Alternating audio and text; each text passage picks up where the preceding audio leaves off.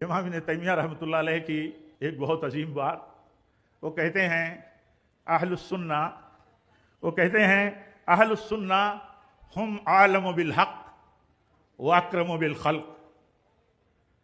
इमाम इब्न तैमिया रहमतुल्लाह अलैह फरमाते हैं अहले सुन्नत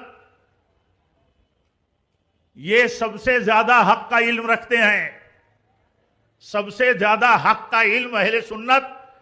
और अहले सुन्नत जो हकीकत में अहलुल हदीस ही असल अहले सुन्नत हैं, इनके पास हक का इल्म सबसे ज्यादा है दूसरों के मुकाबिल में। और ये मखलूक के साथ सबसे